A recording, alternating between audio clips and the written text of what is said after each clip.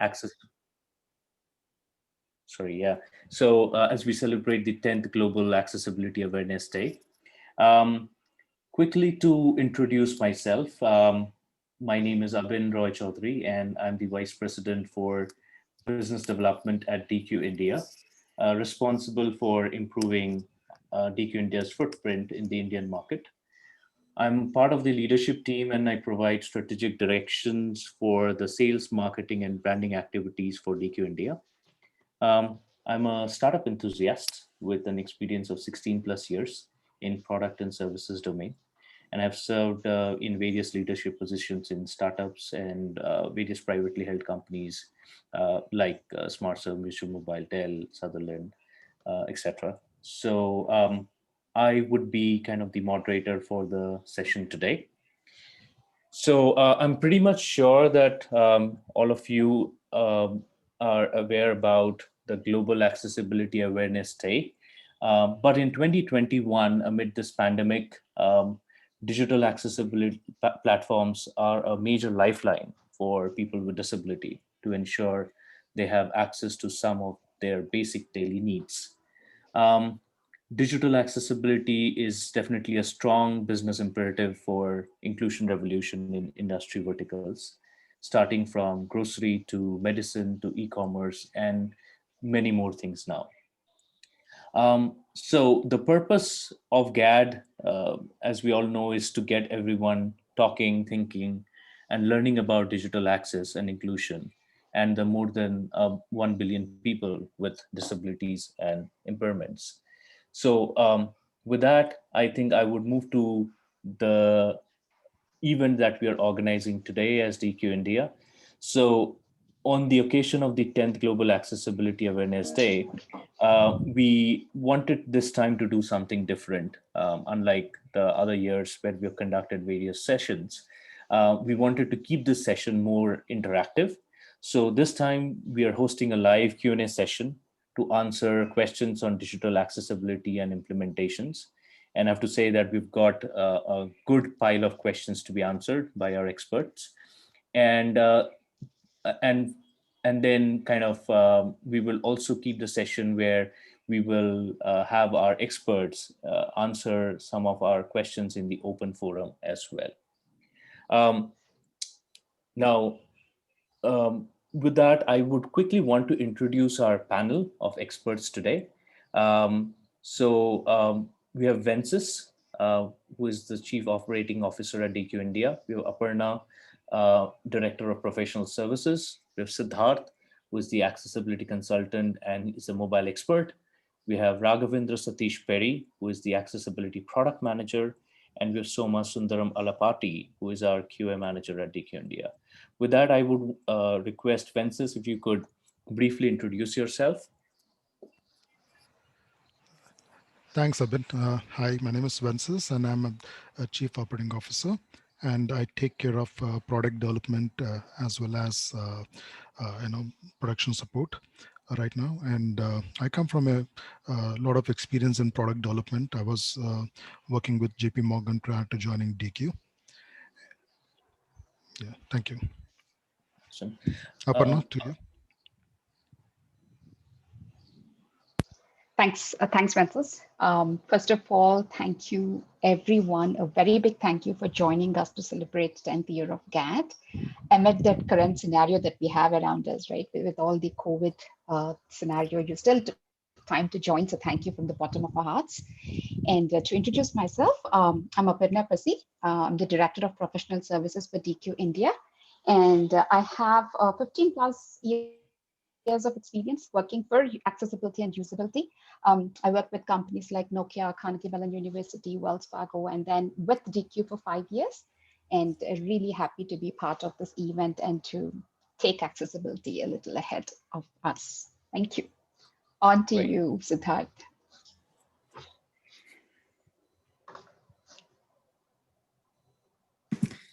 Hello, everyone. Good afternoon.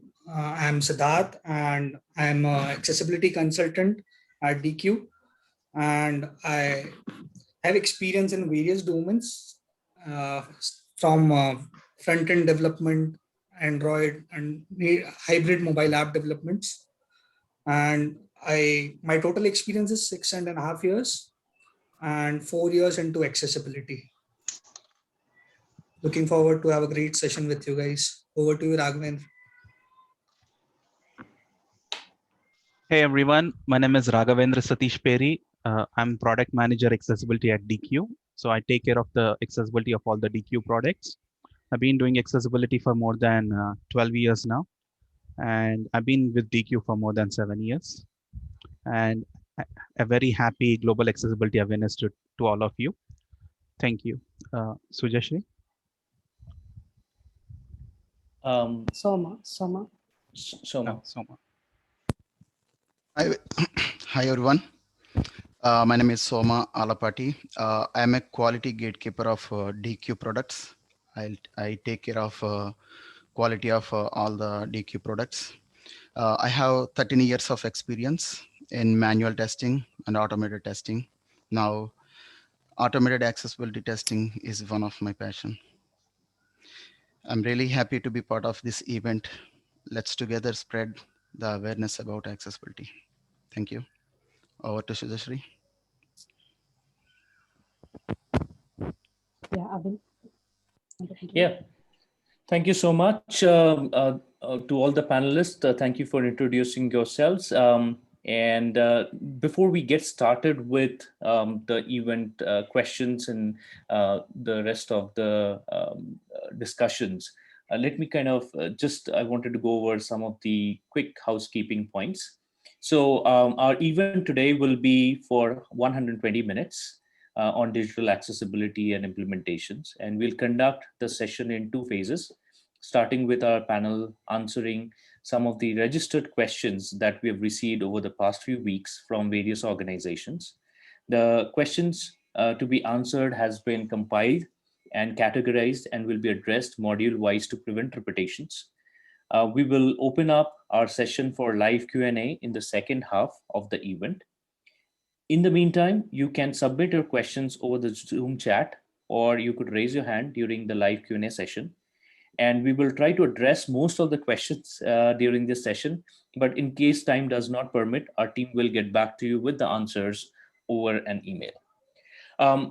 With that, I'll kind of quickly move on to the modules that we have been able to build up based on the questions that we have received. So based on the questions that we've received from various organizations, we've categorized it into 5 sections around accessibility. And then the sections would typically include methodology, tools and processes, mobile technologies, um, advanced technologies, and others. And just another small addition to what I would love to do is when you're asking your questions on the chat, or you want us to kind of get back to you with an answer, please also mention your email address in the chat along with your question, so that it will help us to address your questions over an email. So I will start off with the methodology questions first. So give me 1 second. Yeah, here we go. So from the methodology perspective, the first question that we've got is, 1 second. Yeah. The question is from Vijay. And the question is, what are the different ways to test 1.3.5 identify input purpose other than looking for autocomplete attribute? I would request Aparna, if you could take this question up, please. Sure, Abhin. Thanks. All right. So the question is about the autocomplete 135 WCAG success criteria, which is about identifying input purpose. And we are asked, what else should they really look for other than autocomplete attribute? So please check to see if the personal data, if you're collecting personal data, only then this SE applies. Check to see if the personal data is one of the 53 types identified in WCAG 2.1, section 7, input purposes for user interface components. And you can also confirm that the autocomplete attribute is set with the appropriate value. It shouldn't be that it is there, but it is given an invalid value or a wrong value. So you need to check for that as well to identify the purpose of that UI component. At this moment, these are the only two things that you need to check for elements which support the technology. And since this is in USC, there is currently only this sufficient technique, right? So more can be added if they are invented. So we need to stay tuned for such updates. Thank you. Thank you so much, Aparna. With that, I'll move on to the next question, which is pretty interesting. The question is, WCAG says to use HTML autocomplete attribute to input fields to meet 1.3.5. But what in case of custom field designing using ARIA? How to test the success criteria when fields are customized? The question is again from Vijay, and Aparna, if you could take this one, please. Sure, again. So yes, good question, because this is something that we get to hear a lot on questions around this. So to answer the, if you go to the normative, what it really says is the content is implemented using technologies with support for identifying the expected meaning for form input data. Now, this is what the SE says. And the point of this SE is to give assistive technologies like screen readers something to look for, specifically the autocomplete attribute. Now, this currently only applies to HTML forms. And you can see the technique number H98, which is the HTML technique. And I'm going to post the link in the chat window. Ayush, if you can please do that for me. Thank you. For more details around that, right? But if you create a custom form field using divs and ARIA and JavaScript, you still need to identify input purpose if, and the emphasis was on the if the data you're collecting from the human is one of the 53 data types and is of personal nature, and it is using a HTML, meaning input, because autocomplete has a dependency on the input tag.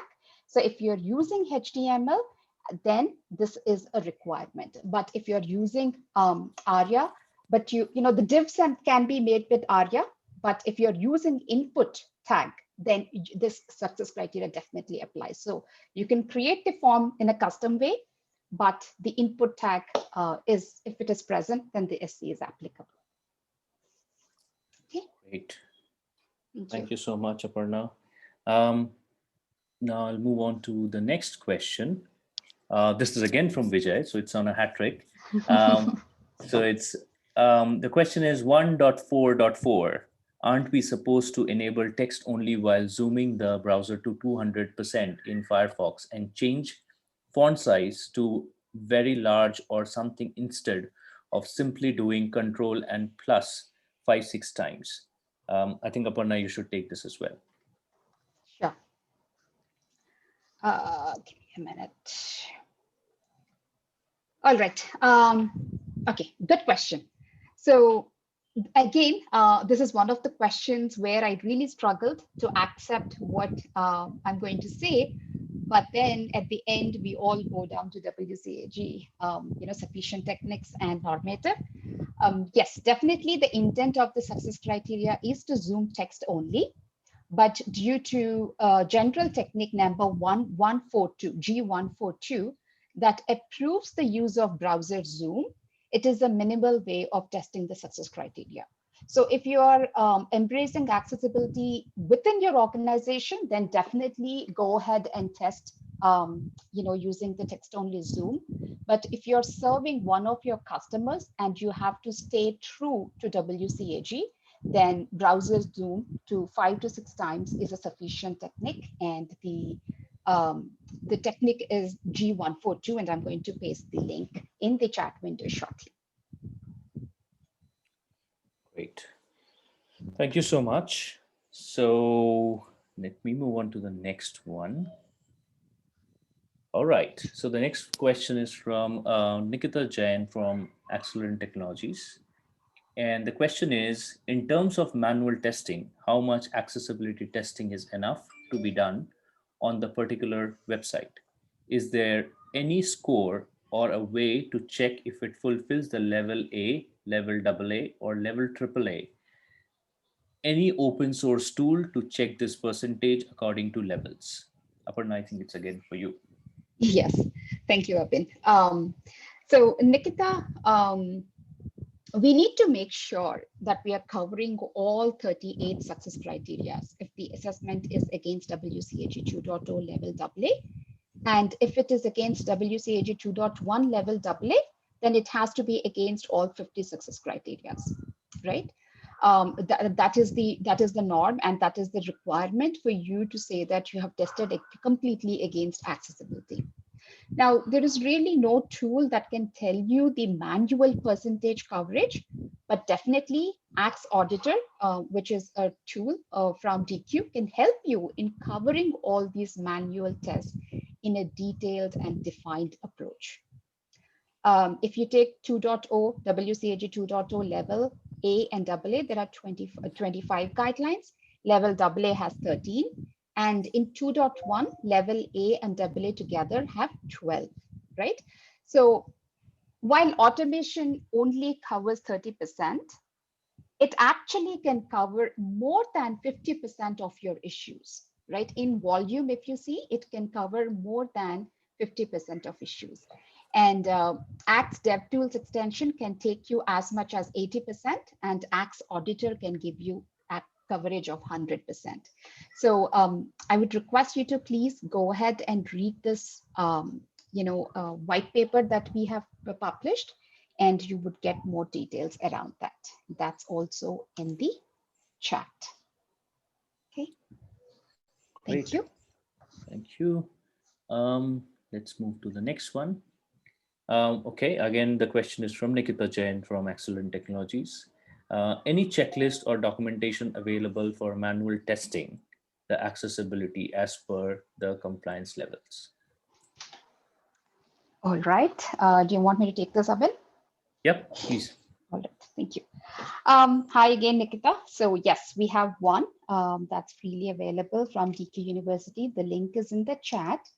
And along with that, we also have a detailed testing methodology that's available at DQU, which is what we at DQ use. And the link for that is also here. So the first one is open, you can click it, but the second one would require you to buy DQ University licenses, and you should be able to access the complete course. Thank you for that. Great. Thank you so much. Let me move to the next one. Great. The question 6. It's from Gaurishan Ratnaraj from Braille Translation Limited. The question is, do you do manual testing or automated testing? Raghav, it will be great if you can pick this up. Abin, can you repeat the question once? Sure. The question is, do you do manual testing or automated testing? Yes. So, hi. We do both manual testing and automation testing. I am personally a person with visual impairment. So first I conduct the automation testing, then I perform the manual testing.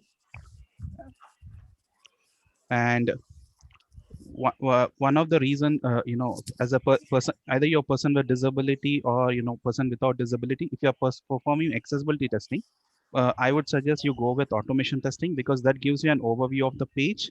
And then when you move to the manual testing, you can identify these elements very quickly also. Like when you're testing with a screen reader or you're going through the code, it becomes easy because automation tool has already provided the information that you need, how many links or buttons do not have labels or images that are there on the page. And as Aparna suggested, automation testing, according to the industry norms, it's 30%, but DQ has done this white paper where it shows 57% of the automation covers 57%. And that white paper is very interesting. You might want to just go read it, with the data collected by DQ. Thank you. Thank you, Raghav. I'll move to the next question, question 7. Again, it's from Gaurishan Ratnaraj from Braille Translation. And I think the question again will be for Raghav. The question is, do you check with the screen reader softwares? Yes, we check with the screen reader softwares, and the stack that we personally use is Chrome with NVDA, but it also depends on whatever is requested by our clients also. So the methodology that I personally, as a user with visual impairment, I follow is I go through the page from top to first when I run automation testing using our Axe Chrome extension. Then what I do is like I get these results, I just note down the highlights of all the failures. Then I move to the manual testing. What I do is like I go through the page from top to bottom using just in browse mode. Then that gives me an overview of the content of the page, like where is the navigation, how it is laid out, where is the footer, how is the sidebar, main content, are there landmarks or not. And once I get an idea of the web page, then I do tab navigation. So in this way, what happens is like when I read something like a read more, add to cart, or any button, and that is not coming in tab navigation, definitely I know this is a active link, or this here there is an image that image link that is missing in tab navigation. So you will cover like close to 70% of the testing methodology when you perform these three checks using the screen reader automation. I would suggest the browse mode and the tab navigation, and then from there it is uh, checking each success criteria that has missed, or going with the methodology again. I hope this answered your question. Awesome. Yes, Thank Abhi. you so much. Thank you so much, Raghav. Let me move on to the eighth question. And this is a question from Robin from Engagely. The question is, I would like to understand the same principles used for approaching the accessibility initiative in our organization. Is there a report of which accessibility feature is the highest in need? So, to speak in terms of prioritizing the area of correction based on the usage. For example, in USA, we know if there are any data that suggests the most used accessibility function for a web app, for example, screen reader function, etc. I think this question should be answered by Aparna. Aparna, if you can pick this up. Thanks, Abin. Very interesting question. So to start with, Robin, I would say it is definitely a call that your organization should be able to pick it, as well as it also depends on the data that you collect from your users, like, who the users are, if at all you're collecting, or if you have done that kind of research, then you know who are the more, returning users, or which type of users are coming to your sites more. So it is definitely based on these two things. Because if your users are more screen reader users, then you can pick them first. But again, you cannot be called accessible compliant as you're not yet meeting all the user needs, right? WCAG is a holistic approach towards making sure that your application is accessible to all users with all kinds of disabilities. So really, there is no straight answer to this question. Being accessible to all users by meeting all the WCAG requirements must be the end goal, that is for sure. But at the same time, our internal study for which we done over 2000 new assessments, we picked up 2000 fresh first-time assessments, and which were done over a period of 3 years. And that study really gave some very interesting insights. What are they?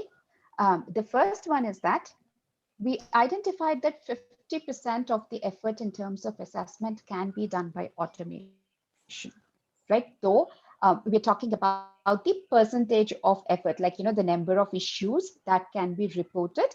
In that number, 57% of them can be done by automation. Other than that, we also identified certain top success criteria that reported max number of issues. So for example, color contrast was one of the top success criteria that was reported, followed by name role value, which is very evident or which is very essential for screen reader users. Then info and relationships, parsing, non-text contrast, focus order. These are the kind or types of issues that are that were reported in the most frequent numbers. Now, this data can actually help you to prioritize your accessibility within the organization. But again, I would like to emphasize that the total assessment against all SEs must be the end goal to identify all the issues and address them. But if you need somewhere to focus, then we suggest step one, run Acts automation extension and fix all failures.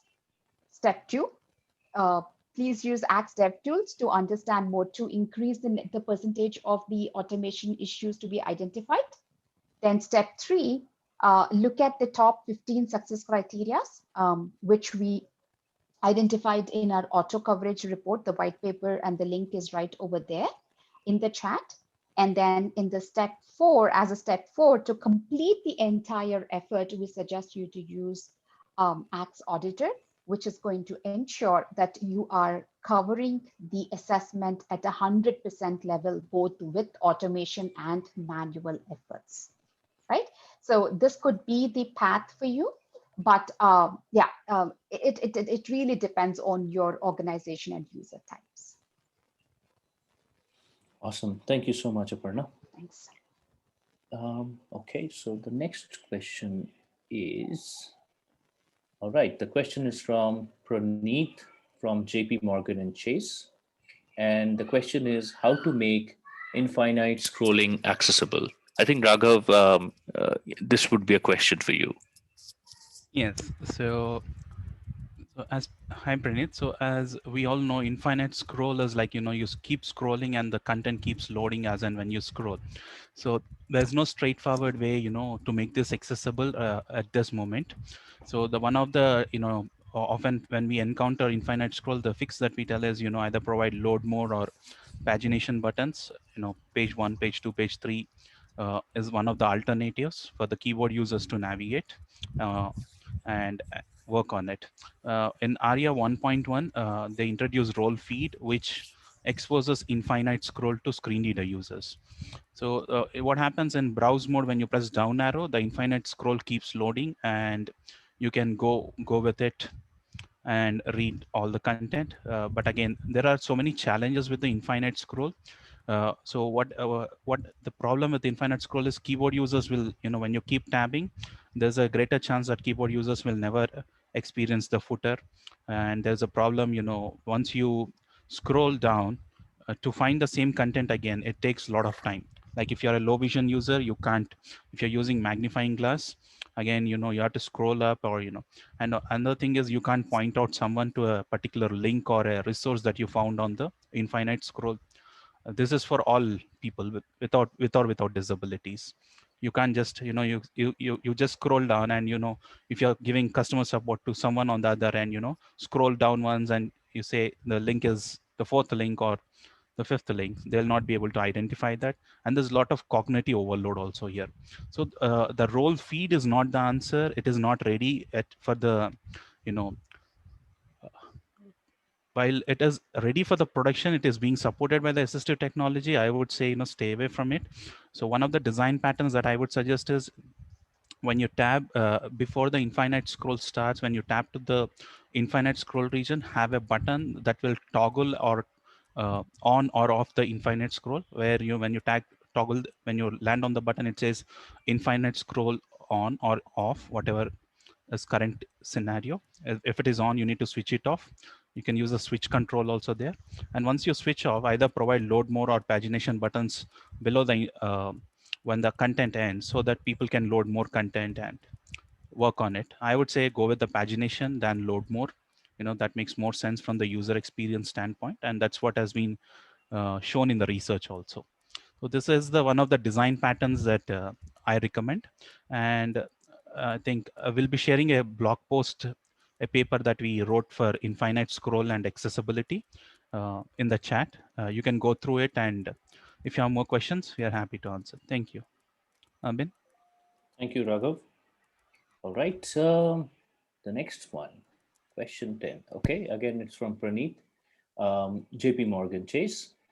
How do you decide whether an accessibility bug is occurred due to a code or a browser or a assistive technology? Raghav, if you can take this one, please. Yes.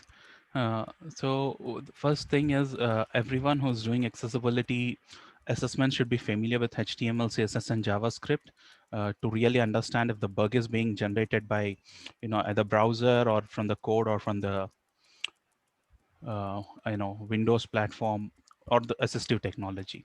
So what the process that I follow is like I check the code, then I see if HTML or CSS or JavaScript is impacting any of the code, or if there is a misuse of ARIA there. And if I feel that everything is right from the code perspective, then what I do, I run the same code in a different browser with the same assistive technology. So suppose if I'm using Chrome and NVDA as my primary browser and screen reader, then I use Firefox and NVDA, and then I run it with Edge and NVDA also. Then what I do is like I take the same page or the same code, I run it with JAWS and NVDA, JAWS and Chrome, JAWS Firefox, and JAWS and Edge. Now here I have all this data right now. So if it works with NVDA across all three browsers, and with JAWS it's just working on one browser. Okay, then I get a better idea of which screen reader or assistive browser is not working on this. Then it is very easy to dig deep. So now there are bug tracking tools because all of these tools, you can go put bugs in these tools for NVDA, Firefox, Chromium, and for Apple you have Apple support forum. So all these bug tracking tools have search feature. You can search in them and see if something similar has been put in these bug tracking tools, and you'll get the tickets that are raised by other accessibility specialists or end users or developers who are working on some of these platforms. And from there, it is easy to identify the bug and go move forward. I hope this answered your question, Praneeth. Awesome. Thank you so much, Raghav. Great. So I think we've got 10 questions now. Let's move on to, from the methodology part of it. Now let's move on to the tools and processes. I'm sure there will be some interesting questions here. Okay, the question one, right? So it says, how can you measure the reliability of automated accessibility evaluation? The question is again from Praneeth, JP Morgan Chase. Soma, if you could take up this question, please. Sure, Abhin. Thanks for the good question, Bhairappa. So, number of false positives and community adoption are two factors that decides the reliability of any tool. So false positives defines the quality of a tool, whether the tool generates results in an accurate way, whether the results are valid or not. So false positives are very important. So choose a tool that has a less or zero number of false positives if you want to go with a reliable tool. And when it comes to community, contribution to improve the tool is increased when the community accepts and adopts a tool. More contribution leads to more coverage in terms of accessibility rules.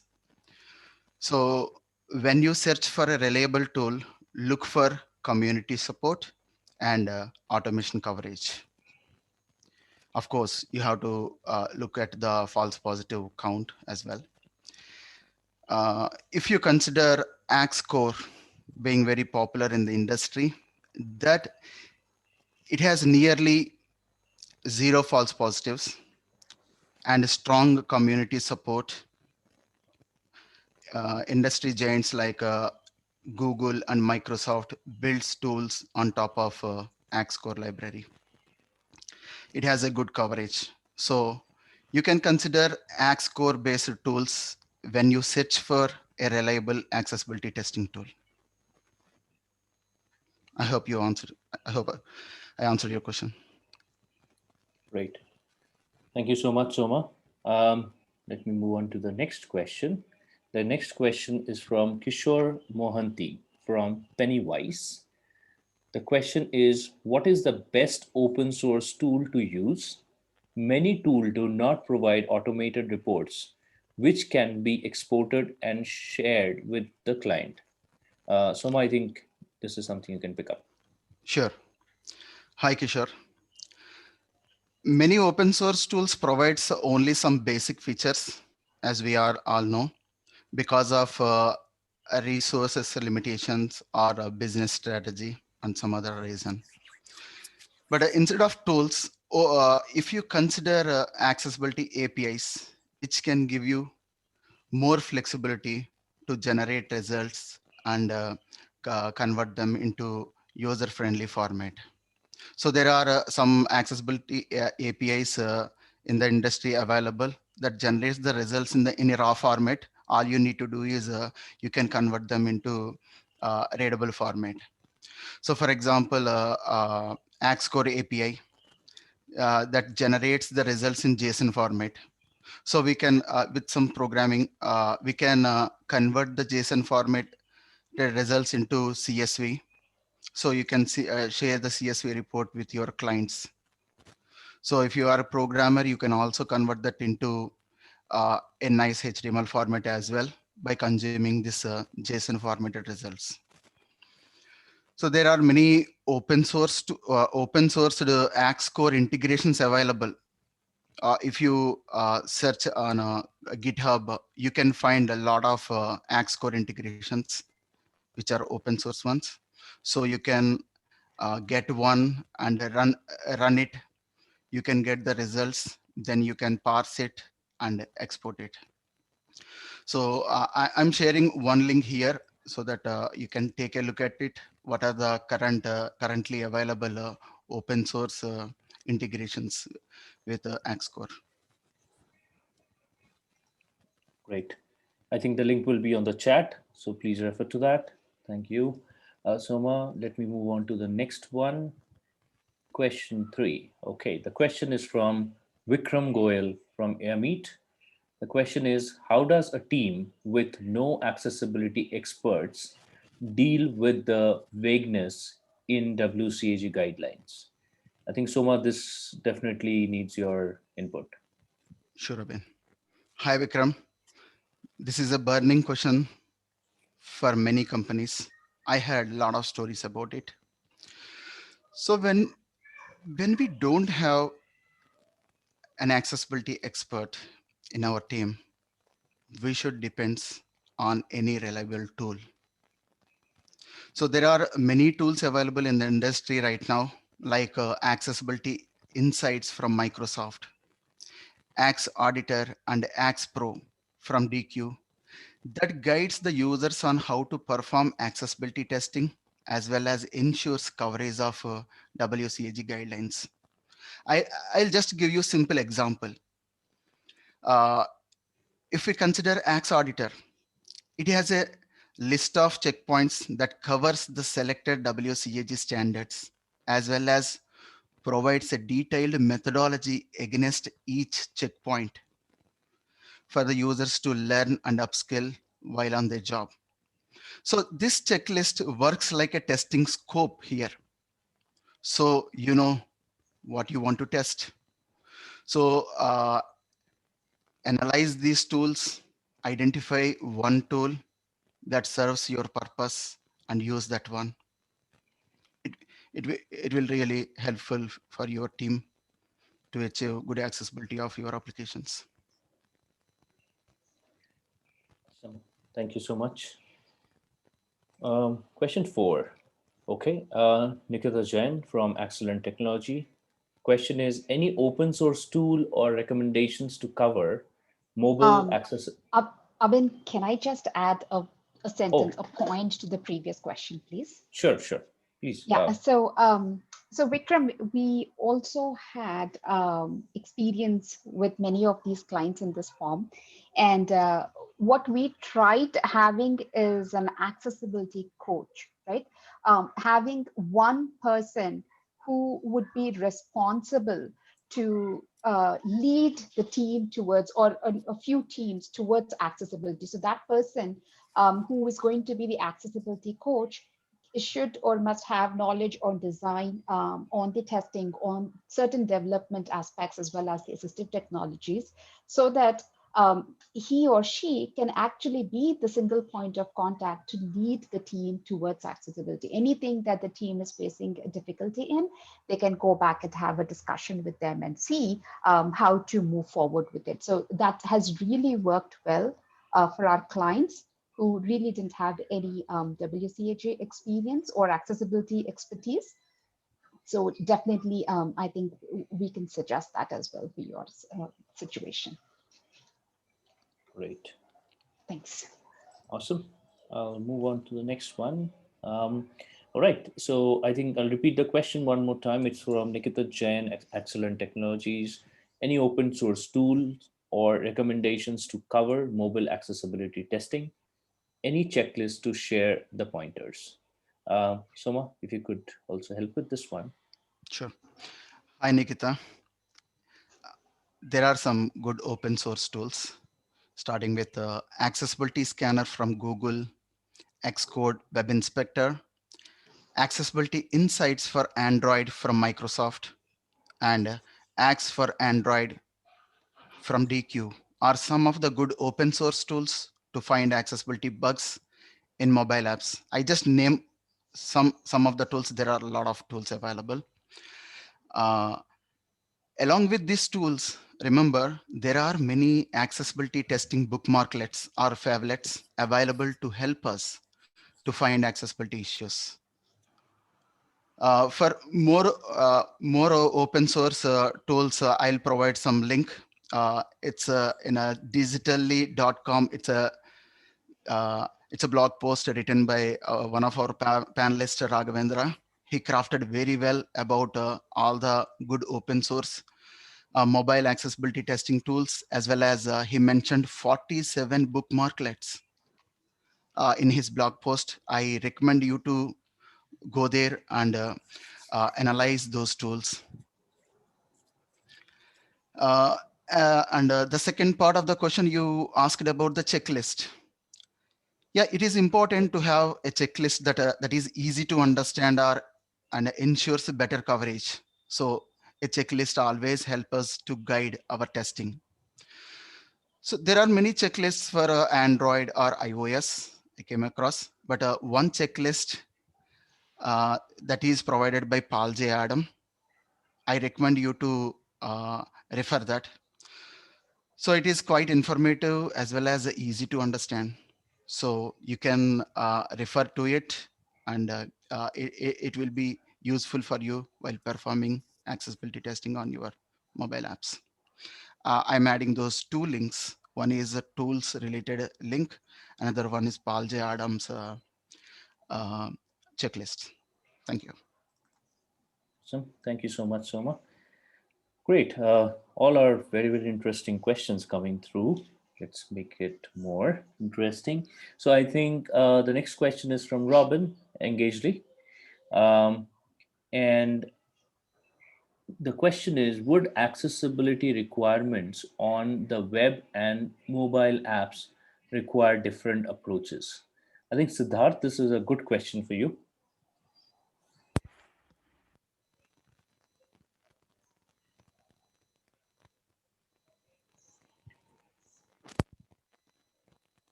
Unmute Siddharth, please. Yeah, I did it. Yeah. Hi, Robin. Thanks for asking this question.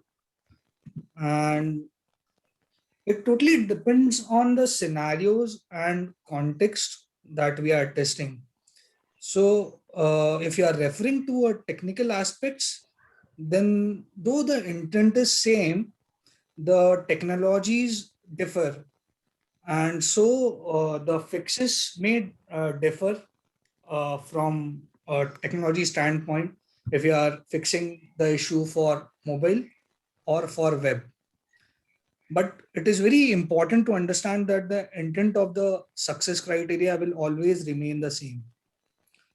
And even from remediation perspective, uh, we can prioritize the most serious and critical issues on the most busy screens on your application to begin with.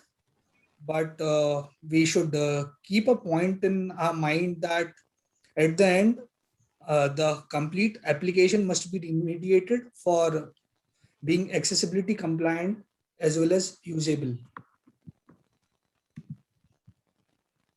Great. I think Awesome. I was able to answer his question.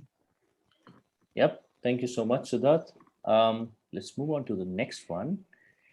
The question is from Ronak Jindal from Airmeet. The question is, what are the most common mistakes product managers make when planning to make their product accessible? I think, Vences, this would be a good question for you. Yes, thanks, Sabin, and thanks, Ronak, for the question. It's a very interesting question. And to start with, I think one of the most important thing is to not sensitize the team. Okay, many times what happens is that many people take it for granted. The developers, designers take it for granted when they're designing the application, the screens. They do not realize that for example, visually blind will not be able to see the screen. So having that empathy, okay, that is sensitizing. For example, in DQ, we have something called Empathy Lab, where the developers are made to feel how a blind person will feel. So that is very important. Unless they have that empathy, they'll not be able to understand how a design should be, or when we're making the web page or application, what they should consider, okay, when they're designing for the disabled. Second thing is having access to the resources, that is training resources, coaches, experts, and there is accessibility experts. Okay, so having access to accessibility resources, I will say, that is training, coaches, and experts. Not necessarily that they will come and write your code, but they will at least coach you or tell you, and help you whenever you have an issue. Okay, the other thing is not having a disabled person in your team, in the testing team. If they are not able to, if you are not having any person with a disability to test your application, probably you'll never understand, or find some of the issues which are there in your application. Other thing is to having established communication between a UX designer and the developers. Many times the UX designer comes up with a good design but fails to communicate that to the developer. For example, was his mind when it comes to say tab order? Okay, the developer is not aware, they just go ahead and implement it the way they feel it is right. Okay, but had the UX designer has given some instruction or annotation along with the design which tells the developer how the tab order should be or how a certain model box should behave, then the developer can actually consider that. The other thing is not having accessibility goals, okay, which are measurable. So many times the developers go ahead and do the development, but they do not have an accessibility goal. But every release, I think there should be a accessibility goal saying, for example, I can say that I want to fix 100% of the issues which are reported by the automated testing tool, okay, or accessibility testing tool, or 80% of the issues should be resolved. So some kind of a goal should be there so that that is considered. And the last I will say is not using any accessibility testing library. Okay, this is also very important. For example, we have Xcore, which can be used for automating your test cases. So not having that is also another big mistake. Abin, thank you. Thank you, Vences. Awesome. Let me move to the next one. All right. The seventh question. The question is about, so it's again from Vikram Goel Airmeet. It says, how should a startup with quick and frequent new feature releases deal with accessibility? So I think, Soma, you can take this question up. Sure, Abin. Thanks, Vikram, for asking this question because this is one of my favorite question. Even I struggled. I faced this type of situation earlier. So definitely I'll answer this question.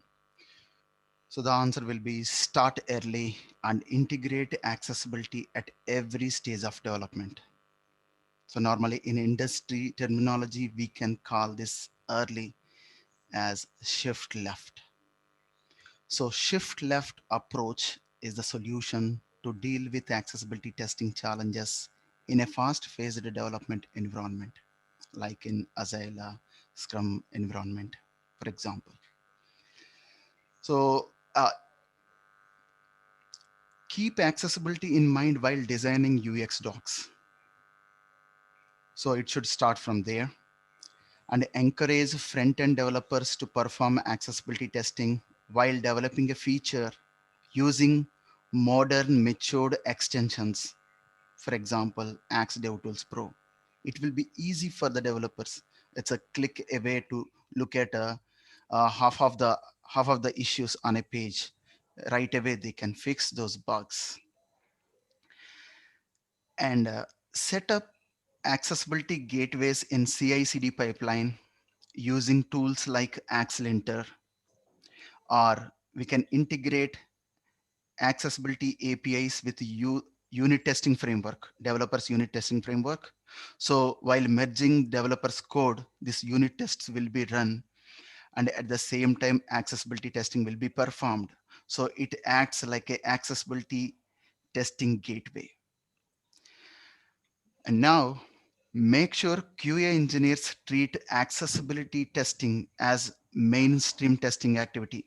Normally they focus on functionality a lot of time. They treat performance, security, accessibility, or the activities can be done at the end. So we need to change the perspective. So 11y testing should be part of their release regression testing. So this can be achieved very easily. There are some accessibility APIs. All you need to do is integrate these accessibility APIs with the developers test automation framework. For example, Selenium Java. When a QA team has a Selenium Java framework, integrate accessibility API. For example, our Axe DevTools APIs with their test automation framework. So when they execute the automated scripts, the scripts takes care of a functionality of the application. At the same time, this API integration takes care of accessibility testing. In this way, you don't need to put extra efforts. With a simple integration, you can achieve both accessibility as well as functionality. I mean, you can ensure it. And there is one more thing I want to mention here, that is empathy events. So these empathy events also help the team members to understand the purpose of developing inclusive applications. You don't need to force your team members to make sure uh, your application is accessible. Once they understand the purpose of accessibility with the help of these empathy events, they self motivate themselves and they started thinking from accessibility and while developing application, while designing documents, or while testing the application. I hope I answered your question. Thank you. Awesome. Thank you, Soma. All right, let's move on to mobile technologies. All right, the interesting section. Okay, question one. The question is from uh, Yong Kim, Yong Suk Kim, sorry. And the question is related to Android. Let me read this out. It's a bit long. So it says Android native accessibility API. If developer cannot use native control, we can enhance accessibility by using accessibility node info object. This object let talkback speak the role or state based on the changed accessibility node info, such as set class name, set checked, or set selected, etc. So if there is text view, but if I set the object as button by using set class name, within on initialize accessibility node info method, talkback read this as button. By the way, in case of native button, if I want to change the role as radio button, it doesn't work. In other words, even if I set class name as radio button from native button, talkback speak the role as just button. My question is that is there any way to override original such as button checkbox or any native controls? In case of iOS, this is overridden by using accessibility traits. I think Siddharth, this question is interesting. You should pick this up. Sure, Abhin, I'll be happy to answer Hyungsop's question. I hope I pronounce his name correctly. And firstly, before starting to answer his question, I would like to thank him for bringing mobile technology related questions, because mobiles are the most used devices nowadays. So I just want to start it from like updating the role of the native view and controls is very tricky, and it won't work in all the cases, like how it didn't work for second case as Hyongsop uh, provided in his question, because radio buttons cannot override the native button, because Android works on principles of object oriented programming, and it is important to understand the hierarchical inheritance that is involved for each native control. Since the button is a direct subclass of a text view, the role for the text view was updated to button. But in case of radio button, we need to understand that radio button is not a direct subclass of button. And coming to the recommendation part, I would suggest him to use custom views to create custom widgets if the native controls, equivalent native controls are not present in the native library, or like in case of any control that is available in the native Android. Also use the correct native control instead of trying to update the existing native control, because it's very difficult to change the behavior of some native controls. I hope I was able to answer his question and understand it correctly. Over to you, Abhin. Sure. Thank you so much, Siddharth. I'm sure if he needs more clarity, he can always email us back. Sure. All right. Let's go ahead and move to the next question. It's again from Yongsao Kim. And the question is on Android native. On initialize accessibility node info is used to change original accessibility node. By the way, I'm very wondering what is the on initialize accessibility event. Even if I read the documentation, I don't know what purpose it is. I'm also wondering about onPopulate accessibility event method. What kind of case should I use with them? I think Siddharth, it's a continuation to the previous question, and I think you should take it up. Yeah, I'm just going through the question once more. Yeah. Okay, so let me start with the definition or the purpose of these two events.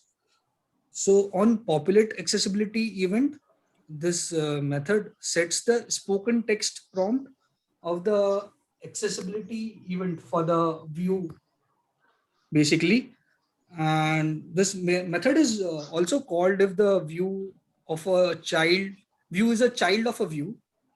It's a child view that generates an accessibility event. So for better understanding, let me give you an example. So a text view with the content description ABC. So when we click this particular text view, I want a sound prompt. ABC was clicked.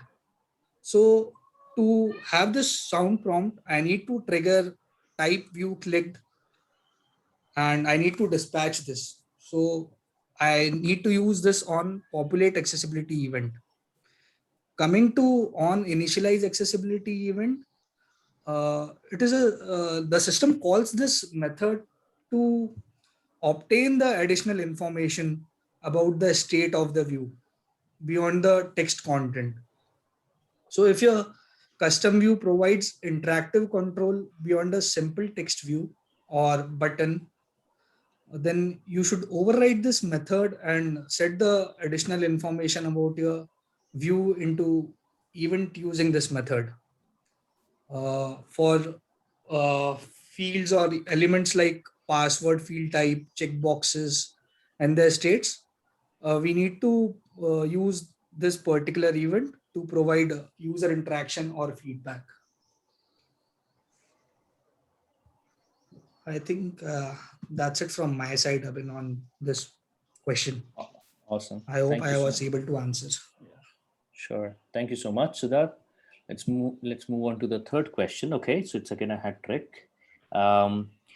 So it's again from Yongsuk Kim. The question is on Android native. Sometimes if I swipe one finger right to read the next object, TalkBack scrolls the screen. But if it skips some object, for example, there are many recycler views and many view group text between recycler views. If I swipe right, the end of the first recycler view, TalkBack read the next item, view group, text view title, but it jump or skip some object and read the next recycler views object. Do you know about this issue and is there any way to solve this problem? Siddharth, I think you should take this up as well. Sure, Abhin. So this is one of the scenarios where we report an issue that this particular scenario doesn't work all the time. So it is very important to understand the code in such cases for a developer, because to reach the root cause of such issues, it is very important. And if we need to check if the objects important for accessibility attribute is set to yes, then this scenario could occur due to an issue with accessibility node info. And the first action item here is to check if the element is in natural swipe order for talkback to pick. Uh, these issues are also quite common with dynamic objects because they are loaded on a go sometimes. And but by the time elements are loaded, an accessibility tree is already passed to the accessibility service, which further gets picked by talkback. So during this dynamic communication, there are chances of the accessibility tree not getting modified. Although Android community has addressed this issue and they have come up with different enhancements, like they have come with concat adapter for recycler views. And also we need to check the measurements or size of the layout. It doesn't exceed the width. This is one of the root causes that has been found out for this issue. That's it from Abhin on my side, from my Awesome. side on this. Thank you so much. All right, let's move on to some of the advanced technology questions after mobile. All right, the first question is from Shankar Subaya S. from Leonard, Cheshire. And the question is how to implement speech to text as accessibility measure for input access to selection list or checkbox or radio button selection in forms of a web application. I think this question is appropriate for Vensis. Would you want to take this up? Thanks, Abhin. So Shankar, see, today we have, it's a commonly used speech recognition technology. People are using it filling forms, especially disabled and the old age. And we have a web-to-speech API, which can be integrated using JavaScript. And it can translate your speech to text and provide you a transcript, which you can compare with your label or your value in your for either that is your checkbox or your reader button, and do the selection. So uh, you have good examples of this in one of the URL I'll share with you. You can see how the web to speech API is being utilized using JavaScript, and you can do the integration. Awesome. Thanks. Great. Let me move to the next one. I think next one is again from Shankar Subayas from Leonard Cheshire. Advancements in alternative text rendering through AI for accessibility. I think Ventus, again, it's your zone, AI. Thanks, Abhin. So for image recognition, there are already a lot of technologies which are there, and you already see that in Facebook, you see in Microsoft, Google using this. So we do have this technology there, and it's also used for auto-generating the alternate text. We have some open source tools also available which will automatically generate the alternate text. But one thing which the computer still does not do is that it does not understand the context. Okay, for example, I can have an image of two people, a man and woman, and it can just say that it's a man and a woman there, but it probably will not say that it's a married couple. Okay, which is the probably intent of the author. Okay, so in all places, no, it's not still, I'll say it's not so advanced that it can even understand the intent of the author. But yes, it can be used to recognize and describe the image automatically. Okay. The another example is having an image which could read saying that solid red color, right arrow, but it may not say it is just next. Okay, so these are some places where you still need to provide alternate text, even though we do have very good advancement in image recognition, because image recognition works by comparing the images. Okay, so it already has a stack of images with which it compares and identifies a particular image, but it doesn't really know what it is. All right, great. Thank you so much, Ventus. Let me move to the next one. Okay, the next one is from Ashmita from Blue Wonder. The question is, can we integrate sensors in web accessibility, A11Y? For example, on a tablet, instead of touching the screen for the screen reader to read, while hovering on the screen reader could read the content and then the desired content could be accessed. I think, Vences, this is again for you.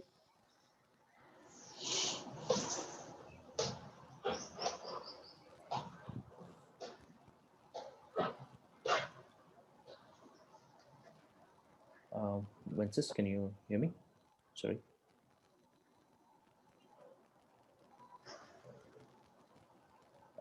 I think Vences was on mute. Srishri, if you can. I am muted. Thank you. Sorry, it got muted automatically. Okay.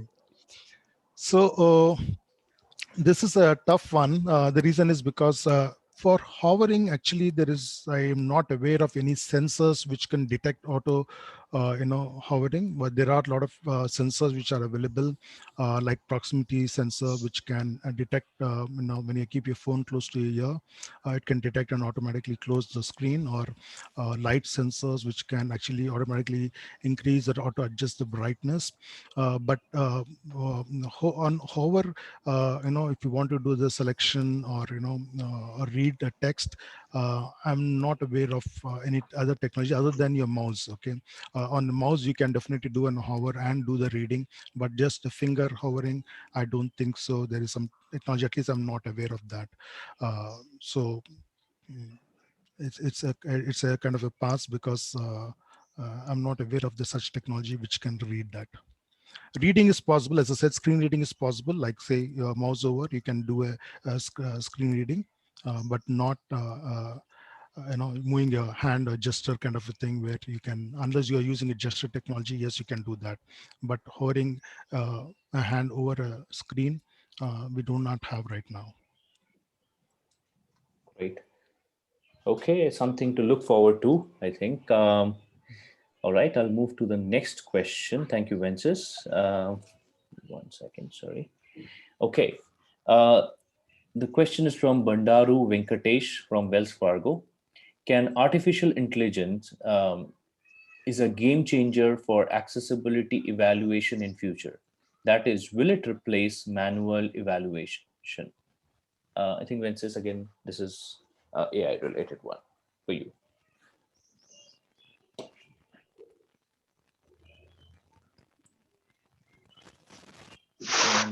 I think Shujashri, you'll again have to Yeah, unmute sorry. Vences. Yeah. I'm so sorry, so used to muting it. So, Right. okay. Yeah, so you have a lot of advancement in artificial intelligence, and it's definitely a game changer. We already using artificial intelligence at DQ also, okay, to identify the elements on the screen. There is a lot happening over here, but I don't think it will actually replace manual evaluation. Okay, so that it is not advanced so much that it can do a replacement of manual evaluation or testing. Awesome.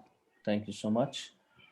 All right, let's quickly move into the other sections and then we will start picking up the live questions too. All right, from the other section, I think the question one. Okay, the question is from Parveen Arora from NEC. What are the free certification programs on accessibility testing that are available for differently abled people? Okay, so I think I can take this one. So, Parveen, thank you for the question.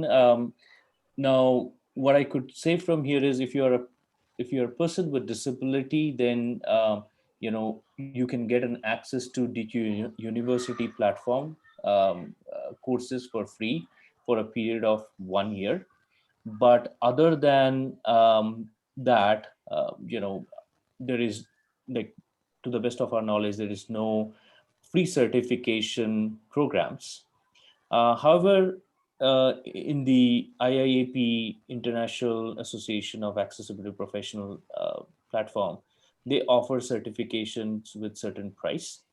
And if you're interested to look into individual subscription at DQ University, you can just go to dquniversity.com and choose the certification program, and you can, buy the certification online there itself as a regular user. And up to 10 users, you can buy it online. Post 10 users, you can reach out to us and we will be able to handle that request. I hope that was a satisfactory answer.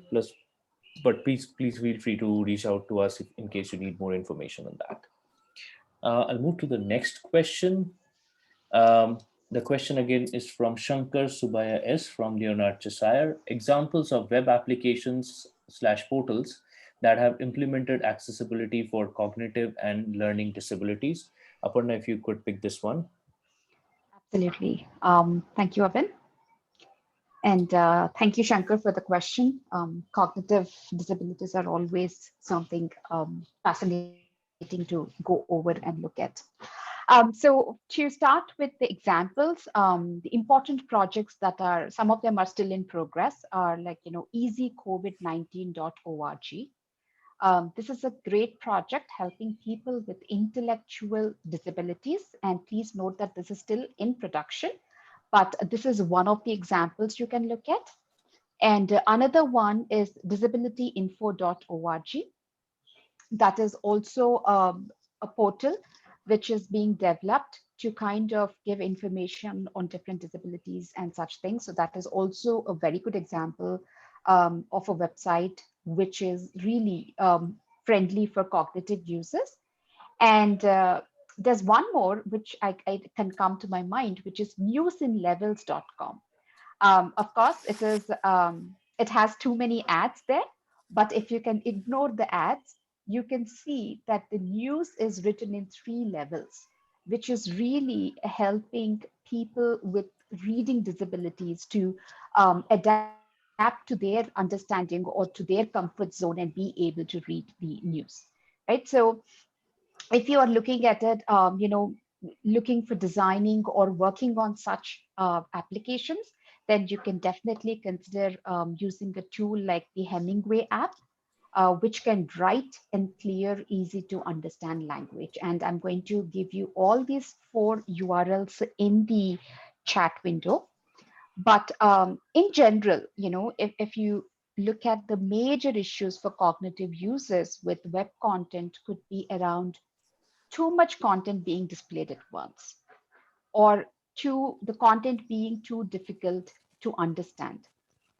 Text that is displayed in long rows with very minimal line spacing and inconsistent experience with user interfaces. Like, if I click a button, a pop-up may come up. If I click a link, a new page may appear. But if both button and link look similar, then someone with severe cognitive disabilities may have difficulty in understanding the experience, right? So to start with, these are the major issues that a person with cognitive disability might have. But if you're designing for cognitive users, you can start by having clear and simple content present in your web page, with optimal line length, right or left justification, appropriate spacing, keeping your content simple, clear, and crisp, and to the point, and keeping the user experience consistent. This is a starting point. And if you need more information, please do let us know, and I can pass on the other best practices. But for the benefit of time, I would conclude at this question with this answer here. Thanks, Apin. All right. Thank you so much, Aparna. All right. Next question, Michael Bora. And the question is, what are the types of disability to consider while designing voice interface? I think, Aparna, this is for you as well. Thank you. Okay. So Michael, when you want to design for, or the main people or types of users that you want to consider when you're designing for voice interface are definitely people with physical disabilities, because they might have or they cannot or may have difficulty in using keyboard or mouse. The second set of people are, people with chronic conditions such as amputation, paralysis, or multiple sclerosis, who need to limit or cannot use the input devices.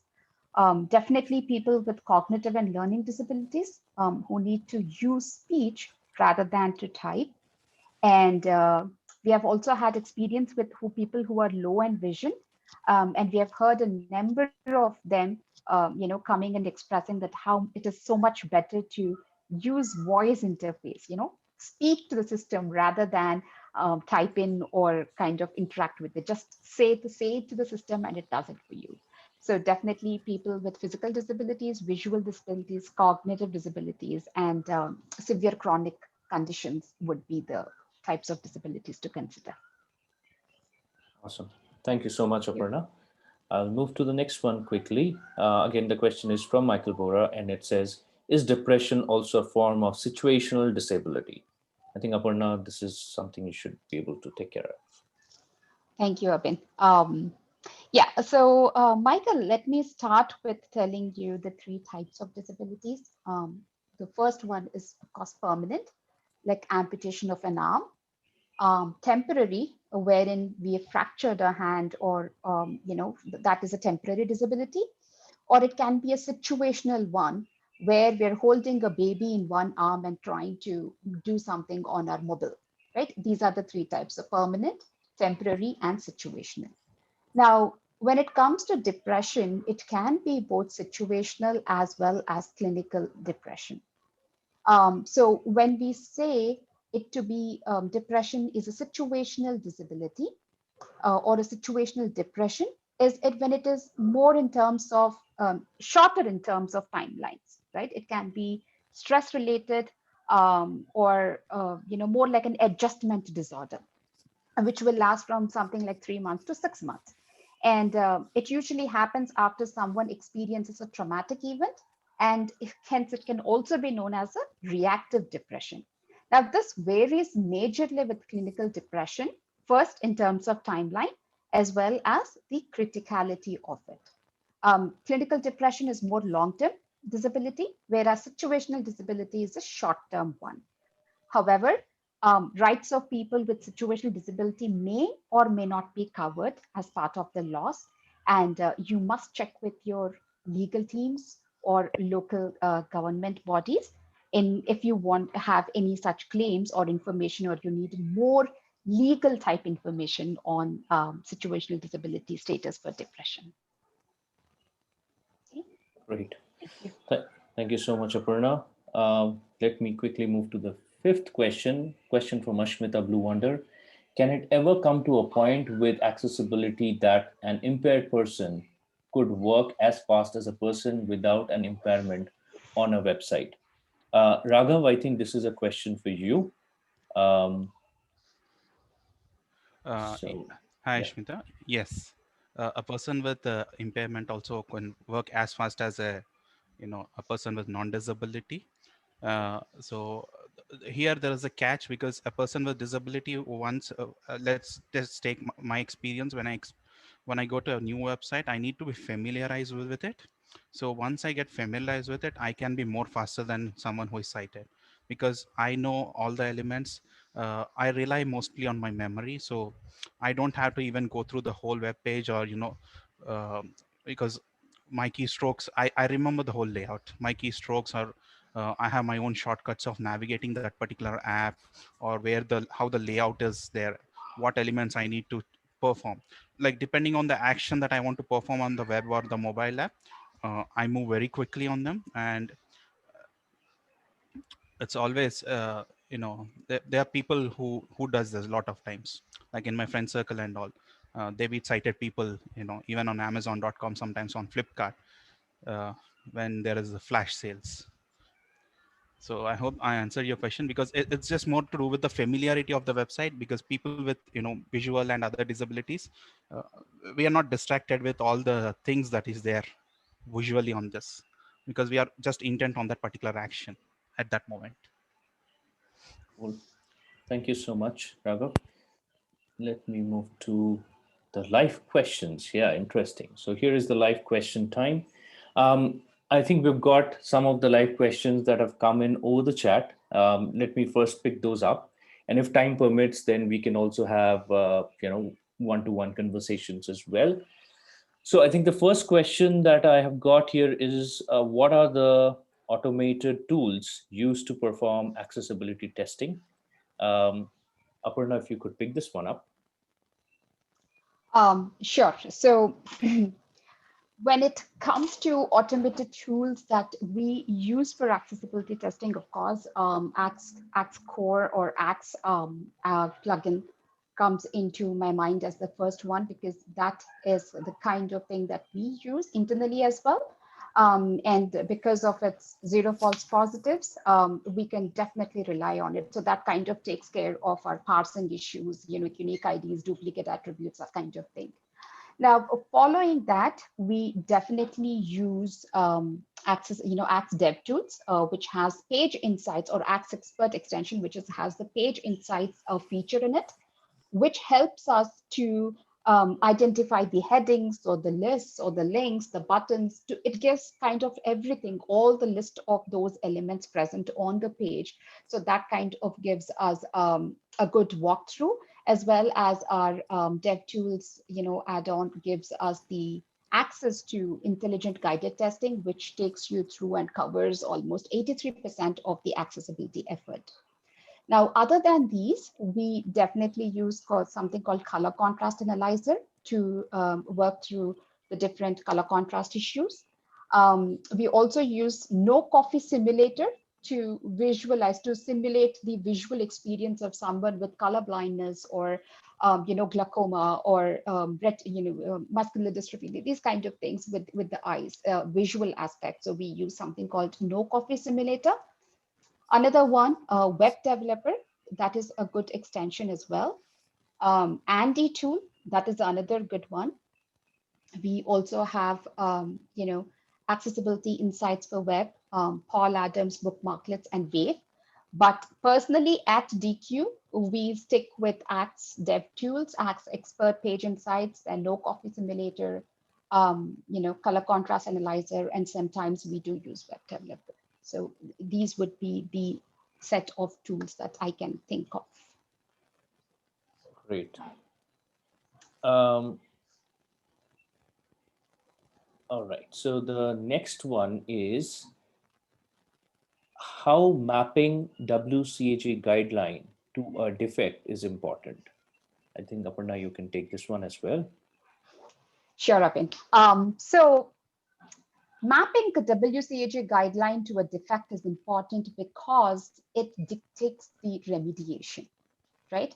Now, if I say I'm going to report a use of color, which is 141 issue, and map it to 143, which is color contrast, right? Both of them are color. This is 141 is saying use of color and 143 is saying color contrast. But if I map them wrongly, then the remediation that follows is going to be drastically different, right? Where I'm saying the actual issue is that you're not providing a textual alternative for information that is being conveyed using color versus the recommendation that will follow because of the color contrast. So the WCAG and issue mapping is really important to identify the actual fix to the issue. Sometimes an element can fail multiple success criteria. In that sense, there may be a dependency between the remediation and the other issue that is reported. So for example, if you take images of text, right, which is 145, we tend to say that the particular text is an image of text. And if the text alternative is not appropriate, then we also raise a 111, which is text alternative issue, because the image that is presented is not having an appropriate text alternative. But when I fix the issue with respect to images of text, then the other issue that I reported will be automatically fixed because there is no image present there. It'll either become not applicable or fixed depending on how you want to take it. So mapping an issue with appropriate WCAG SC is going to dictate the remediation that you will have to follow. That is why it is important. Great. Thank you so much, Aparna. I think, the next question that I have is, it says, how do we establish a process of accessibility audit, remediation, etc., so that there is not much back and forth? I think, Shujashri, you should take this one. Thanks, Abhin. Hello, everyone. Happy Global Accessibility Awareness Day. This is Sujashri from DQ. Let's assume that now DQ is a, in the fact, like DQ is also a product company, right? Let's assume that we want to fix our own product accessibility issues, right? So we want to audit, remediate, and then make sure that, we make it accessible. So this is a process basically for any product, right? So the process that we follow at DQ is, first we make sure, like basically this is a very, you have to establish this process and make sure that your team understands this.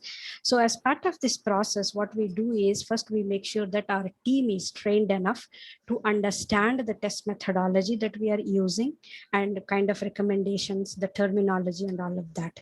Once that is done, and it is not one-time training thing actually. So we keep mentoring them, we keep coaching them on that. And then once that is done, basic step is done so that they become comfortable enough to understand the accessibility issues basically. And then we start the audit process. So wherein we, as everyone in the panel saying, like, we use both automation tools as well as the manual procedures. Okay, so under manual procedures, we do the keyboard testing.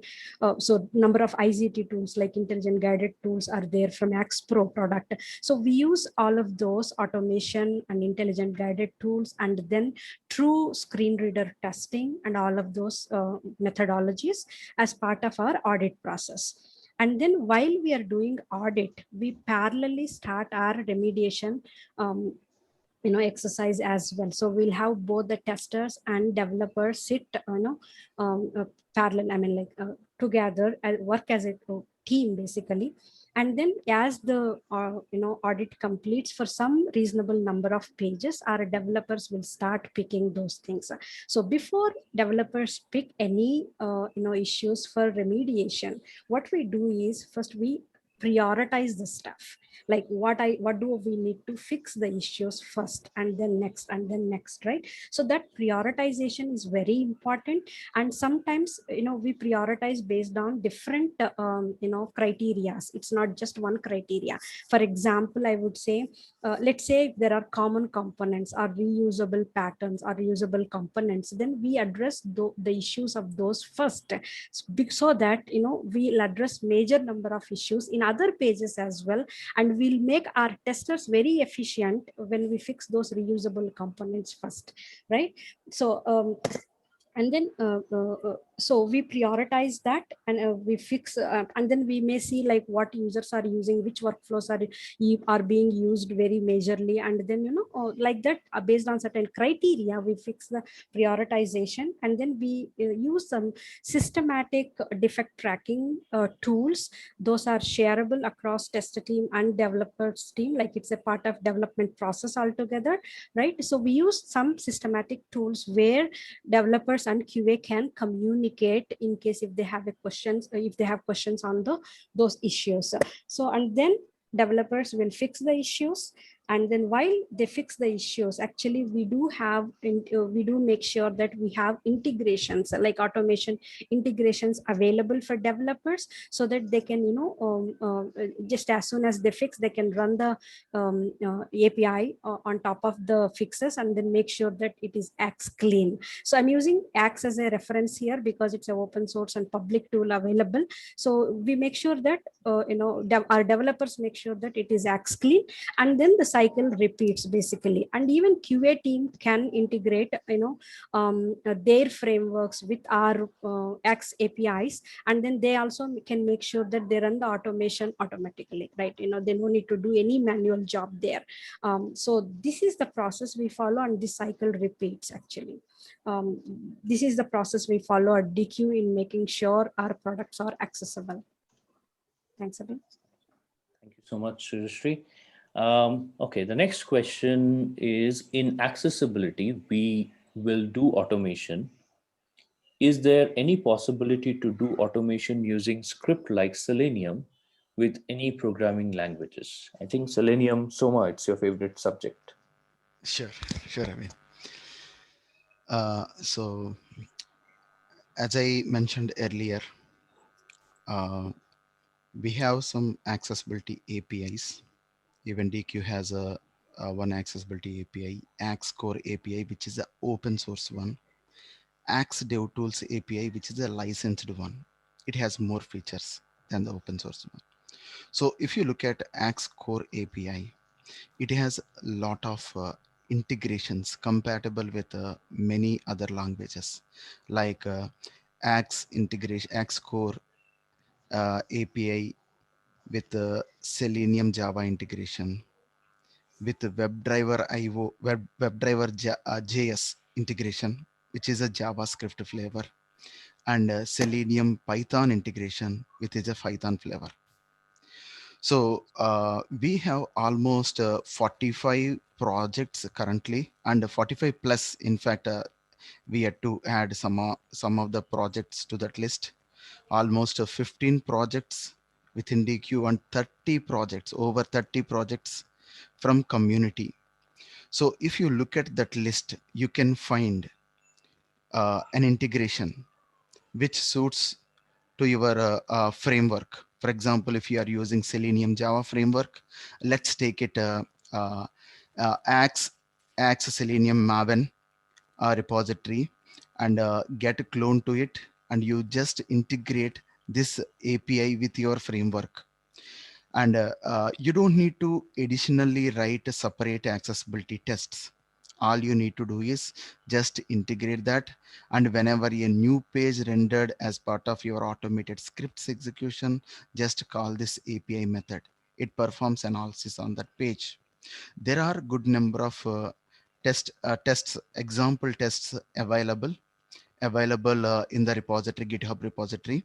If you take a look at, you can understand. If you still needs more details, you can feel free to contact me. Currently, we also integrated these APIs in our framework. Right now, we have a JavaScript framework. So we used Puppeteer Axe Core with integration with Puppeteer. So once we done with the integration, for every new build, we perform this execution, automated scripts execution, the smoke test execution. So this automated scripts execution tells us if there are any accessibility regressions are there. Definitely those related tests are failed. So we can act on those accessibility violations, like rising bugs, then developer fixing those issues. And once you integrate this API with your framework, you don't need to do any additional configuration with your CI/CD pipeline. You can use the same configuration. So this is really beneficial. Go with have a look at the integrations and start using one integration. So I'm adding that repositories, list of repositories list here. Right now there are 45, but it's a 5 months old. I'm sure there are more than 50 projects right now on top, built on top of Axe Core. That's why it's a pretty famous. So please try with the Axe Selenium integration. Awesome. Thank you so much, Soma. The next question is, what is the main difference between WCAG 2.4.3 and WCAG 1.3.2? Is it only that 2.4.3 is for keyboard users and 1.3.2 is for both keyboard and screen reader users? I think Aparna, you should be able to take this. Sure. Thank you, Apin. All right. So let's first understand what 132 is referring to and what 243 is referring to, and then you will see the difference between both of them. Right? 132, which is about the sequence in which content is presented. That is more about the correct reading sequence. Now, reading sequence can be for all the elements, right? Whether it is focusable or non-focusable, it applies to all the elements on the page. Now, with the advancements of CSS, I can definitely move the placement of these chunks of data which are not placed in a correct sequence order in a HTML, right? I can still see the order correctly displayed visually, but for users who are using assistive technologies, the order would not be in an appropriate manner because I'm using CSS to place them, to float it right or float it left, and place them in a way that I want to see. Now, this poses a big problem for screen reader users because the content or the order in which these paragraphs or the static content is presented will not be meaningful because screen readers interact with the HTML DOM. Okay. When it comes to focus order, which is 243, it is about the placement of the focusable elements on the page. So what is the order or focusable components need to receive focus in order that is preserving meaning and operability. Now, 243 is applicable for both screen reader users, keyboard only users, as well as even power users. How am I tabbing through and is that order meaningful or not? Whereas 132 is more relevant for people with visual disabilities or cognitive disabilities who tend to use screen reader to listen to the content. Whatever visually I see, that should be the same order in which the content is presented in the HTML. So that is the major difference between the 243 and 132. And yes, they are different in many aspects. Great. Thank you. Thank you so much, Aparna. The next question quickly, because we have another 18 minutes to go. Infinite scroll. After activating load more button, 20 items got loaded. Slash loading announcement for screen readers will make sense. So user will come to know first the button got activated. Also, he or she knows that the number item loaded or loading. Is it good idea or a solution? I think Raghav, this is for you. Yes. So that's the expected output. When you click on load more, you can use a live region and announce that 20 items got loaded. And you can put either the focus there or on the button, or you can move the focus to the first element in the scrollable region. So that is one of the solutions for this, and it definitely helps people to get that feedback where it says 20 items got loaded. So as the question itself says, that I activated the button, and the live region confirms that, and sighted people also can see that alert that when it is generated. So all users needs will be met over here. Great.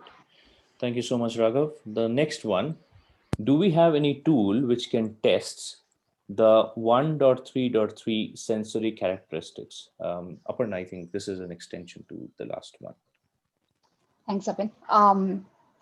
So a tool to test 133 isn't yet available because it is differently. It's definitely based on understanding, or if the instructions or understanding to operate in content is presented via sensory characters, right?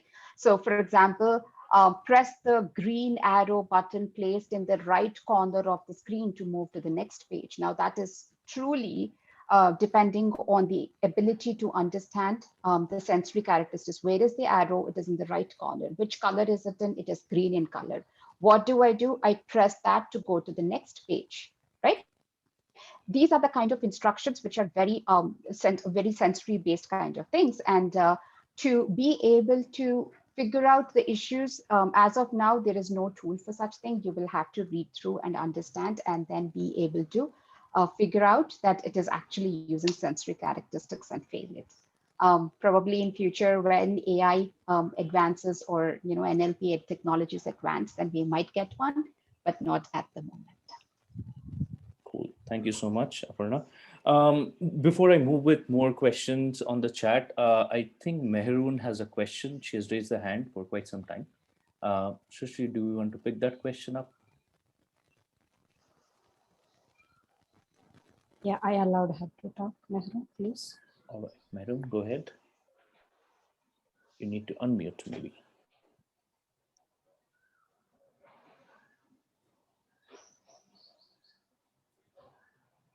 Right. Oh, yeah, she unmuted. Yeah, hi everyone. Hi. Hello. Yeah, I just wanted to ask you, like, what is the difference between MWeb and native? When it comes to MWeb, I have seen a lot of issues.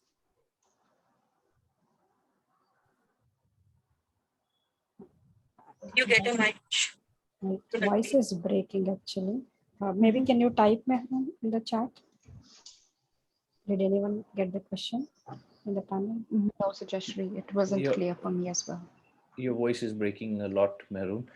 Yeah, just put it in the text, yeah, chat. Yeah, great. And we'll continue moving on. The next question that I have is, it says, hi all, I have a question with screen readers like NVDA and JAWS, NVDA JAWS voice over talkback. If we can't access/activate any interactive element, under which WCAG rule it refers? I think Raghava, you can pick this up. So as I said, even in the previous question, first I need to see why I'm not able to activate it. I check the code and see if it has name role value, the role especially. And if it is a custom built element, suppose let's just say, I have provided a div with a role button and I have provided ARIA label. But if I have not provided the click events, and when it comes, it says submit button. So when I double tap it, it doesn't have the click event. So it doesn't matter if I provided the name and the role. I did not provide the enough click events for that custom control, so it will not work out. Okay, So great. you need to always check the code, and then from there you need to do your root cause analysis. Awesome. Thank you so much. The next question I have is, it says, which tool we need to use to check color contrast in mobile? I think, Siddharth, you can pick this one.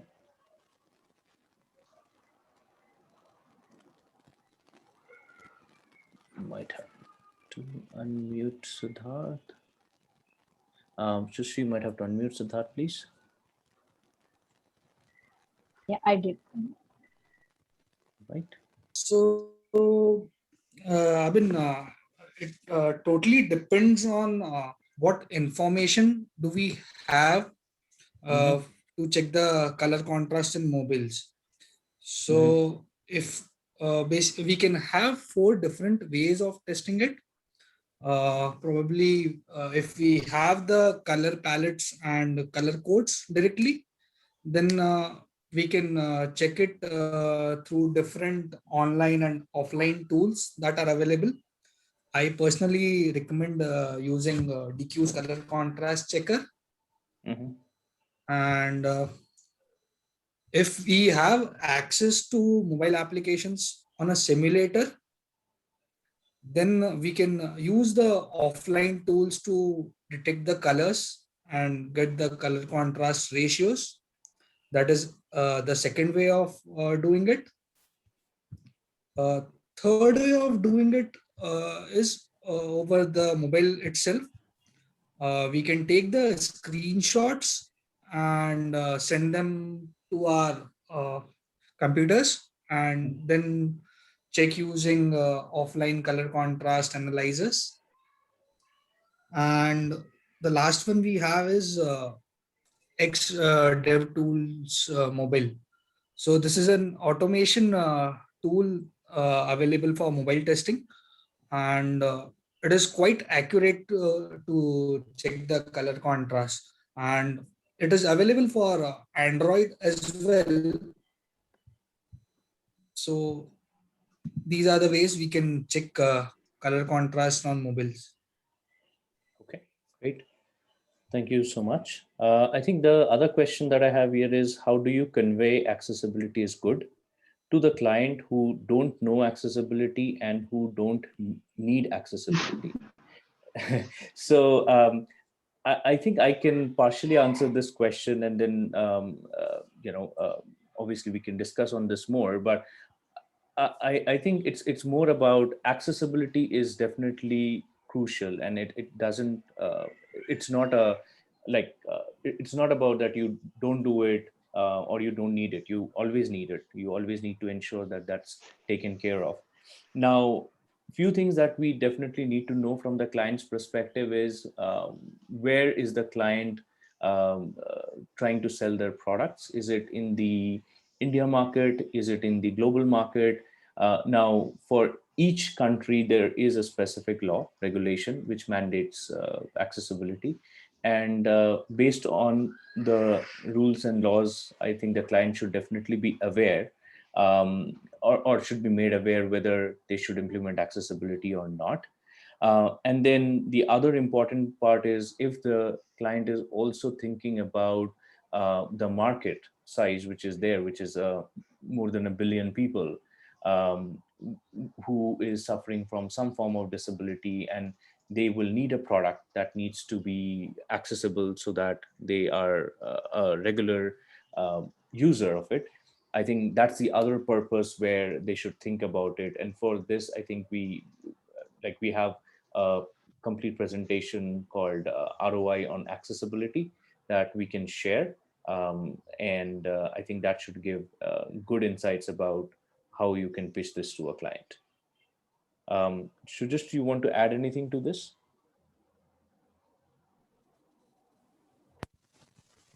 No, Ben, I think business case matters a lot. So if they have a business case proving that it, it helps their their users, customers, Yeah, they should pursue that opportunity to make it accessible. correct. Thank you. The next one I think is, what steps should we take to create a sustainable culture of creating accessible content in a startup? Um, I think I'll pick this one up as well. So I think it is about starting to think about accessibility right from the beginning. And at DQ, we always keep talking about that, right? Like taking the shift left approach, where you start thinking about accessibility right from the design phase and not try to kind of implement accessibility once you have kind of built the product and you're in the production, and then now you're trying to implement it because one of your maybe enterprise client wants your product to be accessible. And at that point of time, the cost of implementing accessibility becomes pretty high.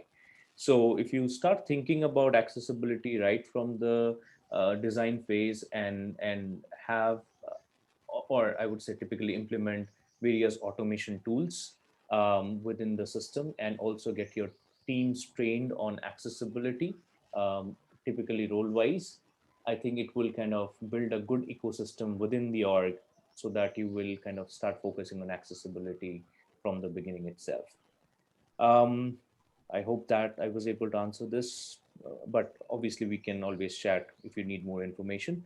Um, the next question I have here is the loading of screen in mobile should be announced by talkback and voiceover? Raghava, if you can pick this one quickly.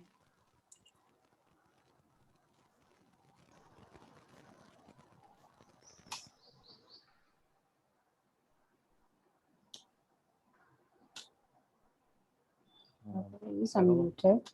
Raghav, Yeah. you there? Hello.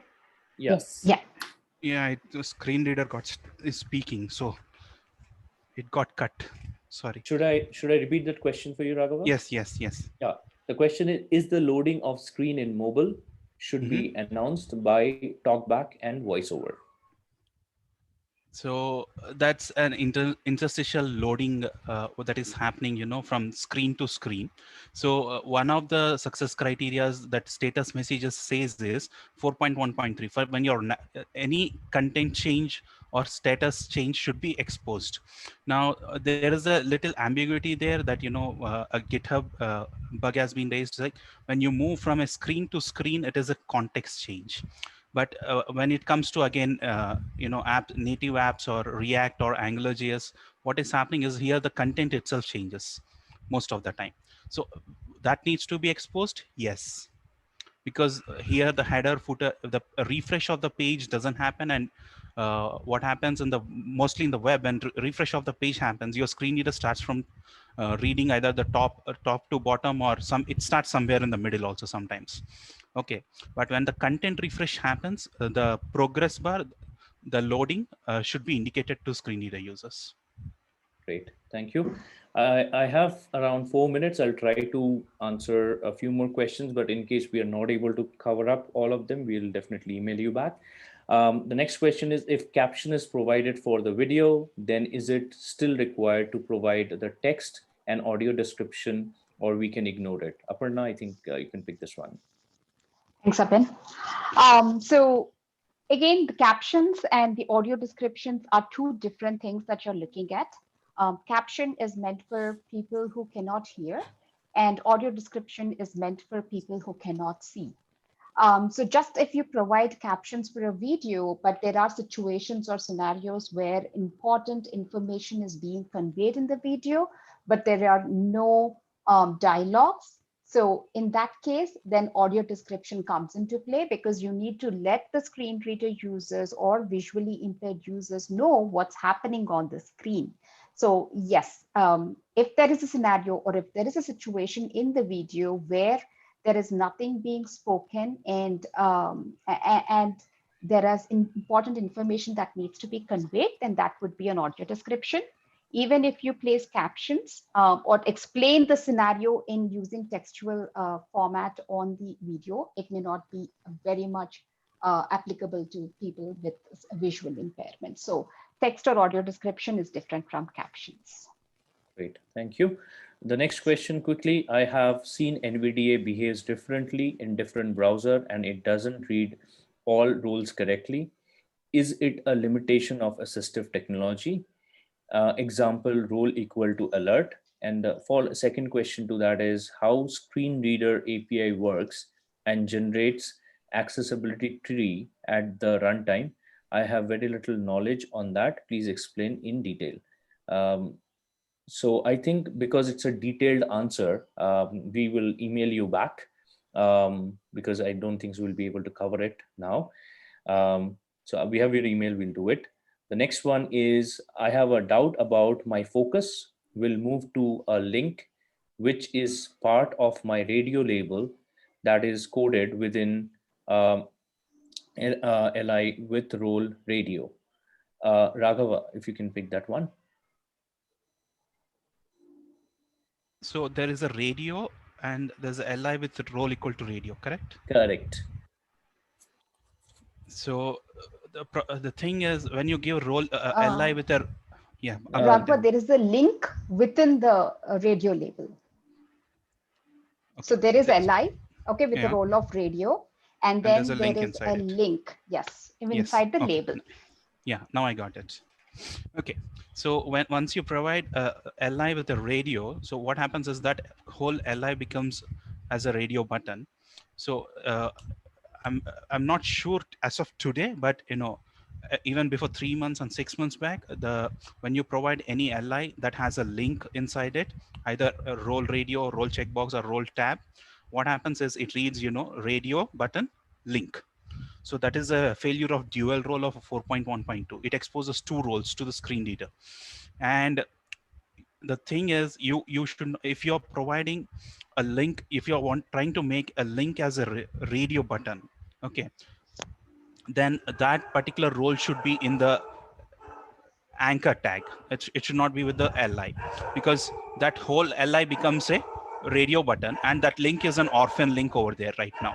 It's a semantic is not changed, and it will be exposed to the screen reader. I hope that answered your question.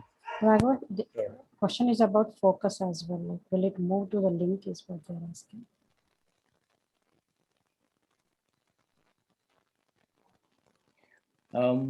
I think, Shurishri, we can email back with more details because of the time constraint.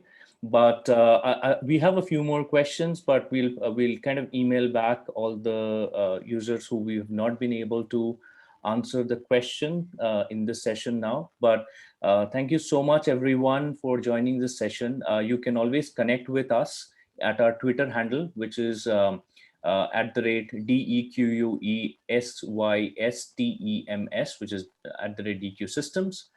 You can also connect to our GitHub at DQ Labs, DEQUELABS. You can also connect on LinkedIn with us at DQ Software India. And you can also subscribe to our YouTube channel, which is DQ System INC. With that, I think wishing everyone a very happy Global Accessibility Day.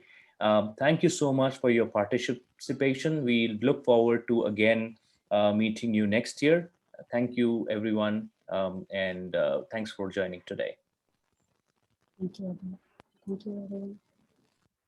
Thank you, everyone.